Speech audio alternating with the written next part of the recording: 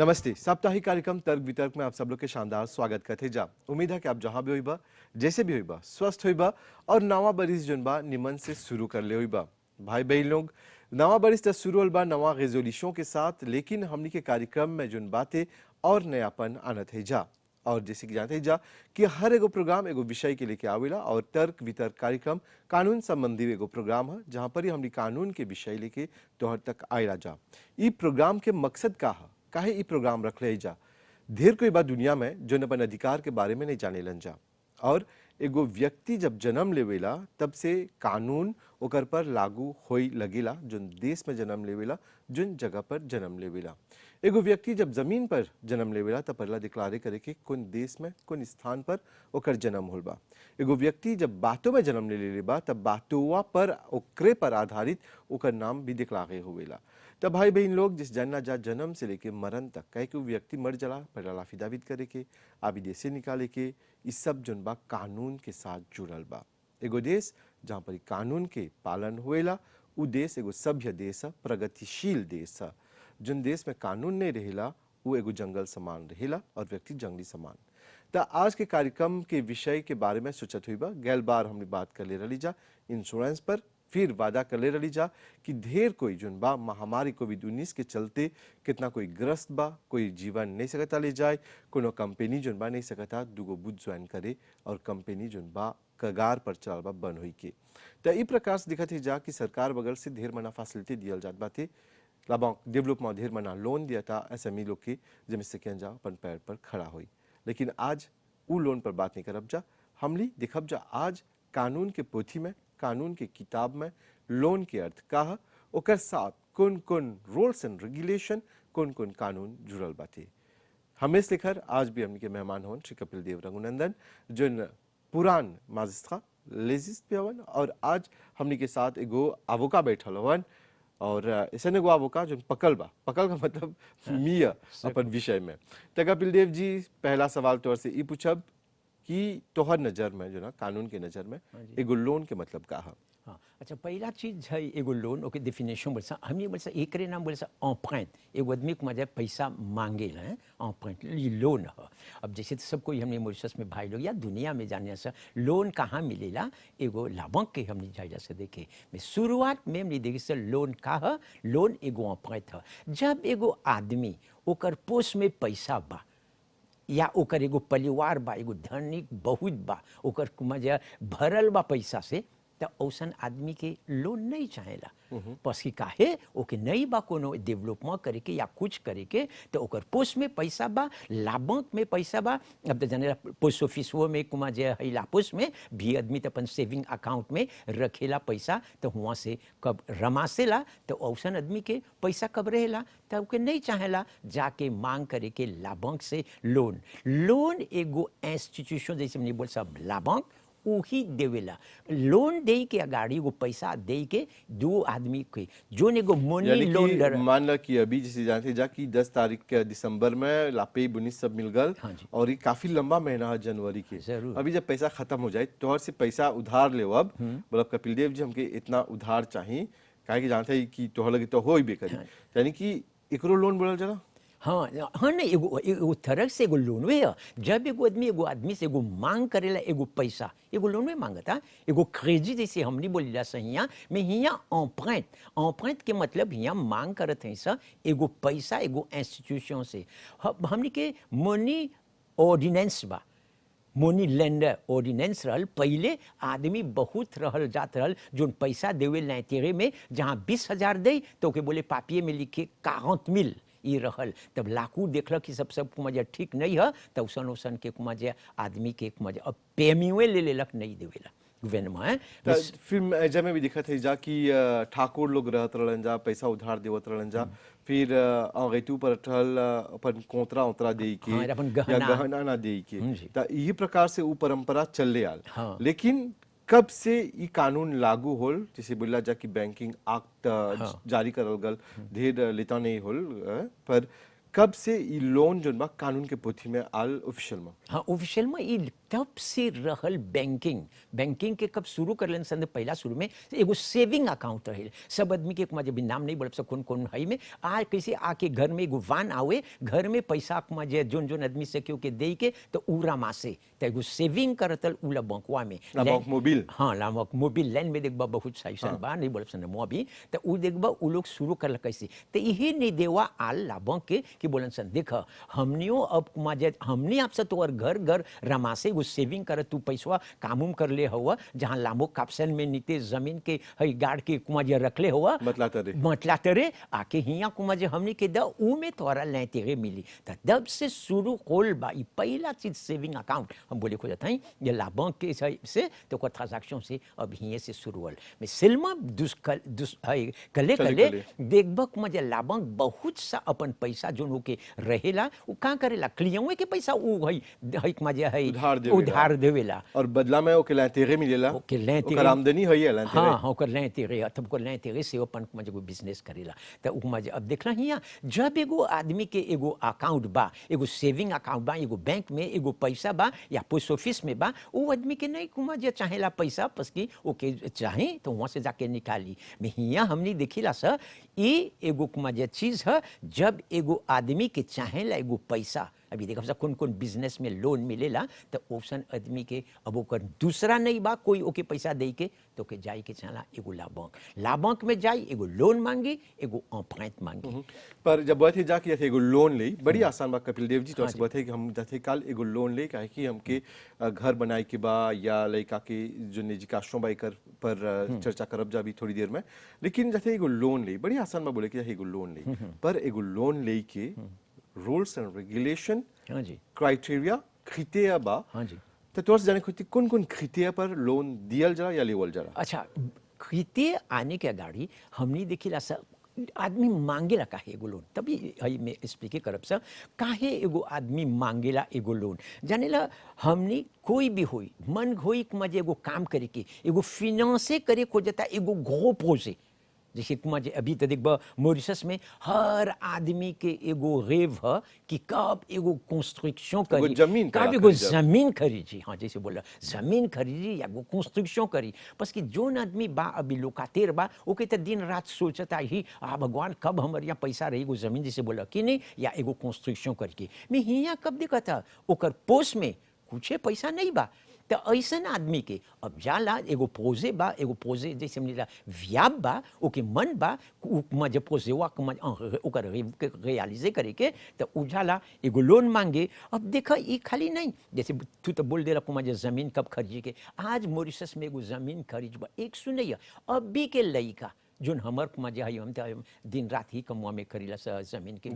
में क्या देखबा अभी के लइका कहाँ के मिली पैसा किने के एगो घर या एगो जमीन या बनाई के तो के आगे के आदमी जोन बात जोगा रखत रहलन जा जब लोग काम करत रहलन जा बैल लेखर और जस्ती बजट भी करत रहलन जा काहे कि जानत जा कि हमके जमीन खरीदे के बा और तब जमीन सस्ता भी रहल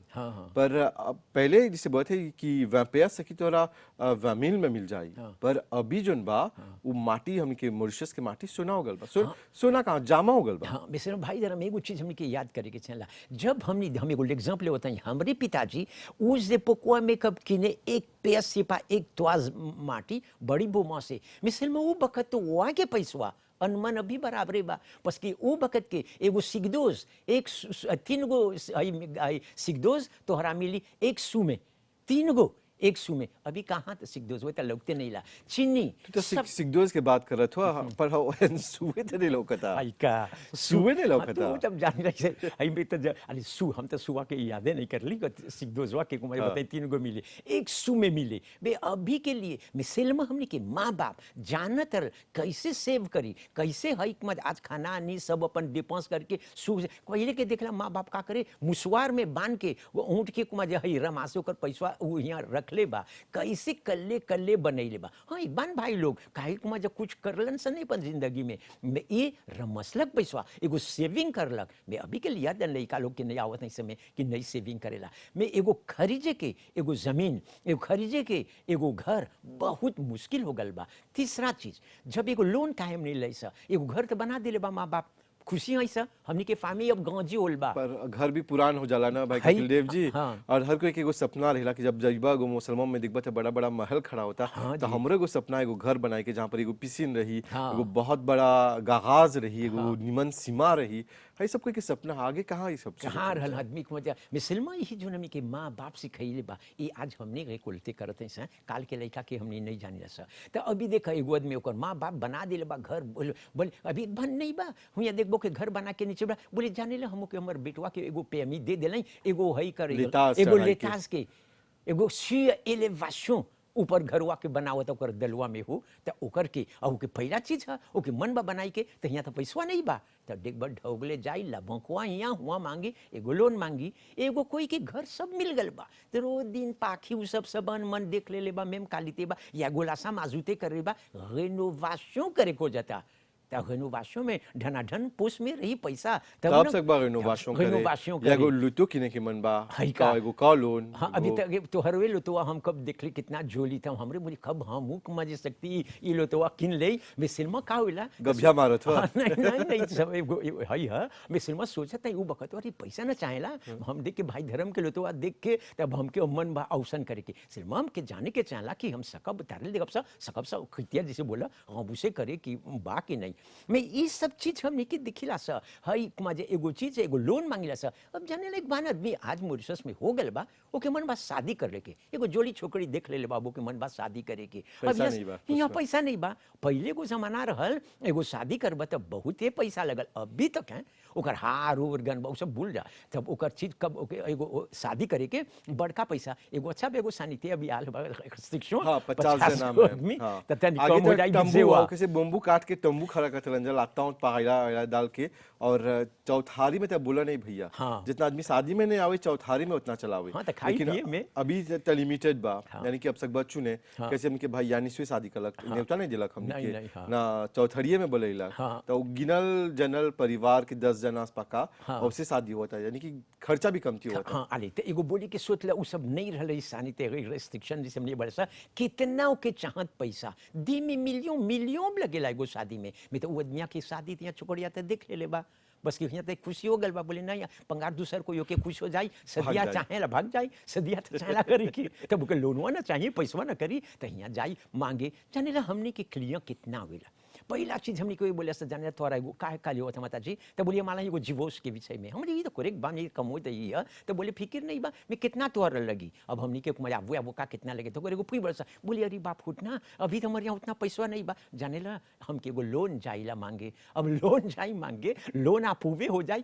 तब आके divorce यहाँ को खोजी। डिवोर्सवा मांगी तब ओकर डिवोर्सवा करी देखा सैप जफे में यहाँ देखिला सा कितना हो गइल लोन बा। की जरूरत पड़ तो जाला। यहाँ दिखला एगो empreinte आज के जमाना में वो ओब्लिगाटो हो गल बा केकर यहाँ बा उतना पैसा मजे है मजे ओके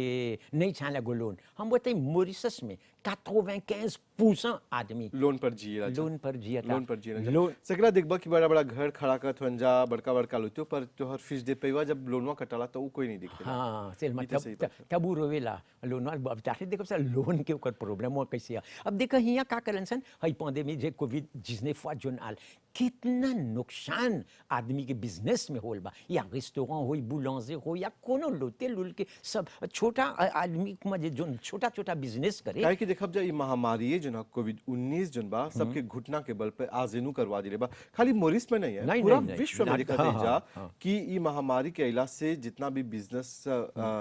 आसमान छुअत रहल हाँ जी। फिनो से जमीन पर चलाल बा। हाँ तो ये देखला अब ई आदमिया के वैसे को प्रॉब्लम आल ई आदमिया का करी अब ओके चाहे ओकर बिजनेस शुरू करी के मजे को दिमागे रिमोटे करी करी के फिर उससे। रिमोटे करी दिमागे करी के तो के चाहला पैसा बस कि नहीं काम करलक वो ऐते लेपोकवा में तब हुआ तो ओके जाई के चाहला लाभों में अब हुआ जाई लाभों से अब एगो पैसा मांगी और लाभों रिकोनेट करेला ऐसन ऐसन कुमा जब प्रॉब्लम में कि ऐसा के आदमिया के चाहेला पैसवा दे के अभी ओकर खैतेवा तो नहीं आल है सर मैं बहुत सा भाई बहन जो बा देते हवन सन जे काल एगो लोन नहीं मिली तो कुछो चीज पोजे जोन हो लोग के नहीं सकें सन दिमागे करेगी तो दिखल यहाँ लोन और लाभों यहाँ के बहुत पैसा बा बहुत पैसा बा खाली तू एक बार पढ़ या देख या ओकर जूनल है बैंकिंग जूनल के खाली पढ़ के ओकर देख कितना कमर्शियल बैंक कितना पैसा बा और देते उनसन पैसा है जोन जोन असल में खरीते देखल जब सभी सब पैसा देते हाँ, जात तो हो। काहे कि एगो देवत हन सा 1 रुपया दे के 3 रुपया लेवत हन जा। हाँ तो ई देखेला अब हमनी के हाँ तो काहे बिजनेस इसने हला जैसे आले भाऊ मनी ऑर्डिनेंस के जैसे मनी लेंडर लोग का करे डूब जहाँ 1 मिलियन दे तो बोले 2 मिलियन ओकर में लेते रहे 24% रहल। अभी तो देखा कुमा जा लेते रहे तो लाभांश से 5% मांगत है लेवेला या दे सिवा कितना ते को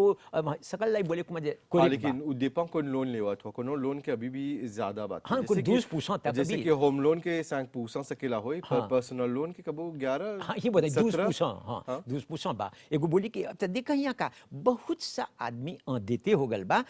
देते होल बा ई एक का होल बा जोन काम करी बेचारा कितना बरिस के देख बा लीजिनवा का बंद हो गल बा अब ओकर एम्प्लॉय बिला गल बा अब ओकर के कमुए नहीं बा अब एगो प्रॉब्लम हो गल बा। जाने ला मॉरिशस में कितना आदमी लोग प्रोपिएटे के धारे लनसन लोकाशों के ओकर कुमा जे है लुआइए नहीं सकत होनसन पे ये करे घर के भाड़ा घरो रेजिडेंशियल प्रेमिसेस एज वेल एज कमर्शियल प्रेमिसेस के आलबा पैसा बिजनेस नहीं चलल अब नहीं जानते इंसान कहाँ से पैसा आने तो यहाँ देखेला अभी के लिए अब जइबा कहाँ भगवान एगो मुंह दे देले बा एगो जीवन दे देले बा एगो परिवार दे देले बा एगो पेट दे देले एगो बा पेट पापी पेट के सवाल। हाँ तो चाहेला हमनी के कुमा जे उ सब जाई के आने के एगो बिजनेस हो जाला कि हमनी के चाहेला ई हमनी के बोले के चाहेला चला जे दे सीधे कर ले रहल कि आने के चाहेला एगो जिंदगी में लाभंक में हुआ से आदमी के कब पैते करी तो आज कितना समस्या कितना आदमी के सोल्व कर देले। यानी कि बोलत हुआ कि लोनवा जो हा एगो कैसे बोलेला जा एगो मजबूरी है। हाँ। जैसे किरोली में बोला जाए एगो माल नेसेसे है। हाँ हाँ तो लगे पैसा रहत तो लोन नहीं लेता पैसा नहीं बा उसे पड़ेला लोन ले के। हाँ जी। अब लोन ले के ढेर मना खरीते बा हाँ। काहे कि लाभांक भी देखेला कि तोरा सकी दे लोन तू फियाब हवा एगो निमन व्यक्ति हवा। हाँ। एगो नतुआ हवा या तोर में कैपेसिटी बा पेमेंट करे के कि नहीं। हाँ धर्म जी सब बोल देला एगो नेटशेल में एगो छोटे है बोली में हाँ लोन नहीं ला सर ना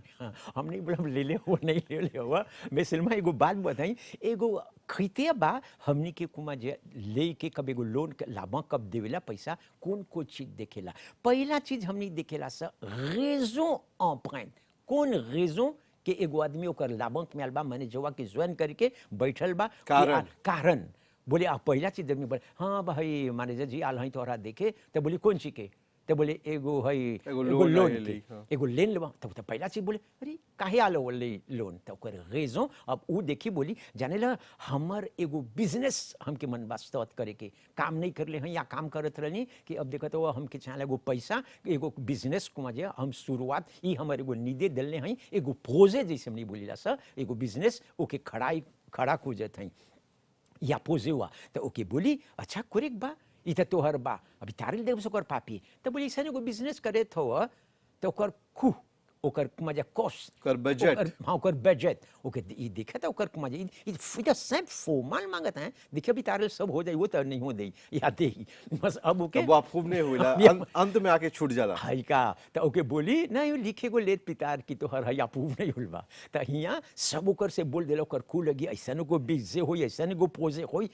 आर देखी कि कोमको कौन कालते बिजनेस करत हुआ जब देखा था कि ये एगो बिजनेस कि कुमार हाँ अरे इमे तो पैसा ही बा में तो सके उबले पोकवा लबंक हुआ बोले फिक्र नहीं करिए हमने तोरा देव 100% फिनेंसमेंट ई कंपनीवा ई जो बिजनेस हुआ करत हुआ ओकर पोजेवा खड़ा करे के पसी काहे देखा था ई एगो पोजे फियाबा एगो पोजे व्याबा कि कुमा जे हई सके खड़ा होई सकब समनी पैसा दे ओके आदमिया के जब ई सब ले बा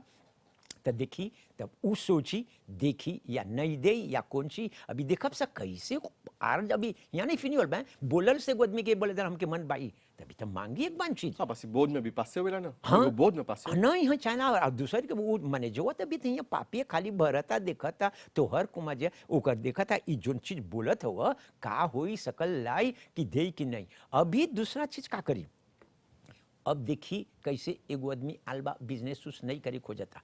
अब वो बोले हम आल एगो पर्सनल लोन मांगे कैसे एक बार आदमी जानेला काम करता अब सिवा कमती भी ना तब वो पूछी लाभंकवा आल हुआ पैसा कौन कारण तब फिर से बोली ना जानेला हम कितनी पैसा चाहला या कोनो कारण जिस तरह बोली हाँ ढेर कोई बात कि रात दिन कमावेलन जा हाँ जी। पर जब लालिमेर पानी टेलीफोन सब पे कर जा राशों निकाल देवेला तो हाथ में कुछ नहीं हाँ, रहे ये तो सच तो उ लोनवा लेवेला जब से मजे से कि मीट द एंड से बोला जब हाँ, दोनों हाँ। बुझ से कि ज्वाइन करे हाँ। तब लोनवा लेके रखेला हवे से अपन जो बाकी के डिपेंस बा उ करेला हाँ मिसल में दूसरे बगल चला देखे कि कब एक बार भाई बा ओके पे करता हाँ जब हाँ प्रॉब्लम नहीं हमने सोचा था कि जब पे करी लोनवा लाइटेरे से कैसे पे करी हाँ ये खूब बोल रहा है मिसल में हमने यहाँ देखे अब आयल हुआ वो लोन मांगा था तो लाभंक तो यहाँ तो ओकर कम हुई है लोन दे के बोली हाँ कितना मांगत हुए तू कितना तो के चाला ओकर मोटा देखा था तो बोले ऐसी बुझो हम एगो दिमी मिलियन है मन बा है के बोले दिमी मिलियन हमने तो लाभंक कैसे बहुत पैसा बा त कपिल देव जी अभी बोलत रहला कि जैसे गल बा 500 मिल मांगे स्पा 200 मिल मांगे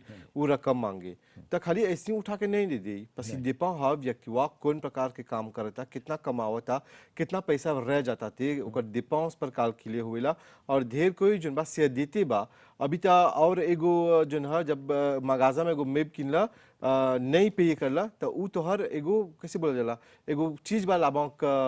सेंट्रल में कि उ में घुस जाला तो हम सब चेक करलन जा और फिर पे स्लिप भी मांगेलन जा हाउ पे स्लिप देसाम के नहीं जैसे कि 19 मिलल कैलकुलेट नहीं होला 3 महीना के मांगेला यानी कि अक्टूबर नवंबर फिर दिसंबर के तब देखलन जा कि लगातार उतना पहले हुआ कि नहीं ढेर मन डॉक्यूमेंट भी मांगेलन जा कि चेक करल जाला फिर पूछलन जा कि दूसरा लाभंक से तोहर लोन बा तो भाई सब गनाला तब मुश्किल नहीं पड़ जाला हाँ भाई धर्म जैसे तू बोल रहा है ईद हम आँचेमा दाको है मजे है कब एगो मोता दिखला तो दिखला ये आदमी काम करता नहीं इसकी सकी पे करे कि नहीं और अब दिखला ओकर आंपलवा कि काम करे मिनिमम चाहे एगो आदमी के गबजाला लाभंक से पैसा मांगे कि 3 महीना के ओकर पे स्लिप ओकर संगे बा और कांस्टेंट एम्प्लॉय में बा मतलब वो कमुआ में बा तब ओके दे ई कुमा जे और ओकर पे स्लिप देखी के मांगत है इतना गो पैसा ओकर पे स्लिप सब काट के ऐतिल रह जाला तो ई लोनवा जोन मांगत है उतना ओकर है टोटल अमाउंट ओकर मोटा सकी पे करे कि नहीं एबे आदमी गल बा के खाली 12,000 मिलता अब यहाँ 500,000 मंगले बा यहाँ बोली ना कैसे पे करबा बस हम कब गनत है सब अपन जैसे बोला तरेलवा पानी के पे करे ओकर बिल उल सब के पे करे तो यहाँ तो देखा था नहीं सकी पे करे तैसा आदमी के तो नहीं दे जहाँ तक आगे देवत रहलन जा पर अभी एगो लालवा शायद लालवा के बारे में तू बोलबा ऐसा एगो लालवा आनल गल बा कि कितना पूसा ओकर 50% ओकर लापे चना रहेगा तब जाके लोन मिली जे लाभंक ओके दे दिलक जे को लगे 30% 40% बा तब मोको ये एगो ऑफेंस भी कर देवेलन जा और लाभंक पागसपो नहीं दे बस की चाहेला तो लापे में नहीं आते यार नहीं अच्छा बात जो बोला था सदन पूछताछ तो लापे में रहे के तब तोरा दियन जा हां तो ही बोली ना जब ओके ग्रॉस पे मिलेला ओकर नेट पे के मिले के गाड़ी तो बाय गो डिडक्शन ना कब ओकर डिडक्शन देखेला ओकर वही से मांगेलन सन पे स्लिप हुआ तो जान जाए कि आदमिया इतना काम करता अब ओके सकत दे एगो पैसा में कब ओके देखता कब सब कर निकाल दे ओकर नेट पे में से बुझो के रगल बा 5,000 तो यहाँ तो के हर महीना चाहेला 7,000 पे करे के तो ऐसा आदमिया के ओके नहीं ही बोली ना यह थोड़े हमने के कहते बाला बैंक के जैसे बा नहीं मिली मैं हाँ देखेला au moins 25 à 35% देवेला एगो कुमा जे लोनवा सके ओकर टोटालिटी दे ओकर पैसवा में जोन है काम कर ले बा आदमिया के नेट पेवा में दे के ताकि सकी ओके 50% नहीं दे 100% कुछ नहीं दे मैं कुछ ना कुछ दे सिर्फ के बोली एंटाइटल होएला कुछ कमती मिले तो के पैसा इतना वो एगो कैलकुलेट बोला एगो ताबलो ह में उ लोग ऐसे कमवा कर देवेला और जानना जा कि लोन इसने दियाला आजकल आगे रहल कोलैटरल सिक्योरिटीज यानी कि घर के आगाज रख के तब लोन दिया तरलन जा पर अभी एगो नवा तरीका भी है गाँव पर भी यानी कि तोहर लापे गाँव के लापे संगे मिला के तब दिखलन जा सके जा दे कि नहीं पर ये अपने आप में एगो विषय है गाँव हाँ जी गाँव ची खड़ा होत तो जानला ओकर संगे कितना फेबला बांधत हो तोर संगे तो हम कभी नहीं खड़ा हो कोई के गाँव से नहीं तो एकरे एगो विषय अपने आप में रखब जा कहे के एकर संगे ढेर फेबला बांधत तो हइजा परी जब व्यक्तिवा गल लोग कैलकुलेट करलन जा के लोनवा दिलन जा तो उ बंध जाला एगो एग्रीमेंट में हाँ जी तो वो एग्रीमेंट जोन बा का चाहिए रही एगो कॉन्ट्रा हो जाला वो एग्रीमेंट में अब वो आदमिया के चाल ओके हर ओकर है एग्रीमेंट में ओके होना करे के हमनी देखब से ही में कब लोन आलब सा एगो कॉन्ट्रा देखिए हर कुछ जब लोन जब लेब तो माने जो रेड एंड अप्रूव ली ए अप्रूवे फिनी मतलब जो लिखल बा ही नहीं सब काल बोले अरे ई रहल हम नहीं जानते पर समा ई तब ई भी मुसीबत है फेनो से बोलब जैसे हायर परचेस पर बोले रही हाँ। कि कोथवा में इतना चीज लिखल बा भैया कि जब तू काम छोड़ के गलो लोन सीए करला तब तोरा समय नहीं मिला पढ़े के हाँ। कोई चीज लिखल बा वो लोग समझेबू नहीं करला खाली तोरा लोन के मिस- तोरा हो खाली हो 500 मिलवा लौकता हाँ, तो खाली सिनाचा मार देला लेकिन हाँ। पीछे में का बा हाँ मिसलमा कब जइबल ला बंकुआ में मैनेजवा बैठीला तोर ओकर यहाँ गइल हुआ हमने भी एडवाइस ऐसा ये दिखेला सब कैसे चलेला मैनेजवा के बोलेला रेड एंड अप्रूव तो ओके बोला सी कर है पजवा में इनिशियल कर हो पजवा में ऐसे डाले के वो बोलते जाता ये आदमिया का करेला वो तो पढ़बे नहीं करेला हम कितना अपन क्लियों के संग नहीं देखल नहीं तो वो देखते हैं वो खाली बोले हियाँ सी कर तो हियाँ सी कर दे बता हुआ ऐसे कर बोले हियाँ तो लिख दिले बार तू पढ़ ले हुआ और अप्रूवे कर ले हुआ काल नहीं सकब तू कुमा जे कोथवा के अताके करे बस कि तोर सिया छिए तो कुमा जे अच्छा डाल देला तो कपिल देव जी मालूज़मत से बोलब जा दुर्भाग्यवश समय बहुत कम थी बा नहीं तो आज हम देखती जा कि लोन जुन बा एगो दान है या एगो वरदान है या एगो अभिशाप है हाँ जी ढेर कोई खातिर जुन बा वो वरदान बन जाला ढेर कोई खातिर अभिशाप भी बन जाला पर एकर पर चर्चा करब जा आवत सप्ताह काहे कि हमनी के पास समय बहुत कम थी बा और विषय काफी बड़ा बा अपने आप में तो हमनी कल्ले कल्ले जाब जा जब सब कोई के समझ में आई और यदि भाई बहन लोग तोहर पास सवाल बा तो हमनी के लिखिया प्रोग्राम के पता तर्क वितर्क एम्बेसी मुका और मुफ्त में एडवाइस प्राप्त करे खोजत हुई बा तो टेलीफोने करिए 208 पर कपिल देव जी तोरा मुफ्त में एडवाइस दियन का चाहिए करे के का नहीं और कपिल देव जी आज अइला स्टूडियो में और लोन के बारे में बात करला एकर खातिर बहुत बहुत धन्यवाद शुक्रिया जी। और संक्रांति के ढेर मना मंगल कामना और आपको भी यार सब हमने के भाई बहन लोग जो देखा था हमने के प्रोग्राम तब भाई बहन लोग ये रहल आज के तर्क वितर्क प्रोग्राम जोन रहल लोन पर अभी जोन बा खाली शुरुआत है तो जिक्शों कर ले जा आवत सप्ताह बॉडी करब जा फिर कंक्लूजन शायद 3वां सप्ताह में रही हमनी के साथ जुड़ल रहिए पूरी टीम की तरफ से तोरा शुभ रात्रि नमस्ते।